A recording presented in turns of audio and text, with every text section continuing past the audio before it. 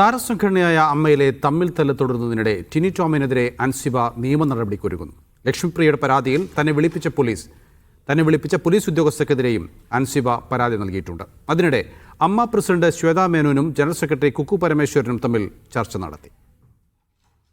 അമ്മ പ്രസിഡന്റ് ശ്വേതാ മേനോനും general secretary Kukku പരമേശ്വരനും ചേരിതിരിയുകയും ഭാരവാഹികൾക്കിടയിൽ വേറെയും ഗ്രൂപ്പുകൾ ഉണ്ടാക്കുകയും ചെയ്തതോടെ അമ്മയുടെ പ്രവർത്തനം സ്തംഭിച്ചു. ടിനി ടോമും ലക്ഷ്മിപ്രിയയും തനിക്കെതിരെ വംശീയാധിക്ഷേപം നടത്തിയെന്ന ആരോപണവുമായി ജോയിന്റ് സെക്രട്ടറി അൻസിബ ഹസൻ രാജിവെക്കുകയും ചെയ്തു. ഇതിന് പിറകെ സാമ്പത്തിക തട്ടിപ്പടക്കമുള്ള വിഷയങ്ങൾ ഉന്നയിച്ച് മറ്റ് ഭാരവാഹികളും ആരോപണങ്ങളുമായി രംഗത്ത് വന്നു.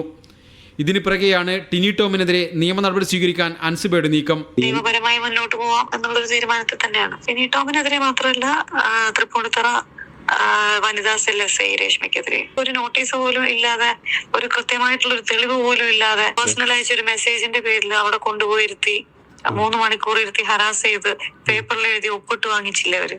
ശ്വേതാ മേനോനും കുക്കു പരമേശ്വരനും തമ്മിൽ സംസാരിച്ച് പ്രശ്നപരിഹാരത്തിന് നീക്കം ആരംഭിച്ചിട്ടുണ്ട്. ഭാരവാഹികൾ പരസ്പരം ഏറ്റുമുട്ടുന്ന സാഹചര്യത്തിൽ ഇരുവർക്കും മാത്രമായി പ്രശ്നപരിഹാരം ഉണ്ടാക്കാൻ സാധിക്കില്ല. മമ്മൂട്ടിയും മോഹൻലാലും വിവരങ്ങൾ അന്വേഷിക്കുന്നുണ്ടെങ്കിലും തൽക്കാലം ഇടപെടില്ല എന്ന നിലപാടിലാണ്.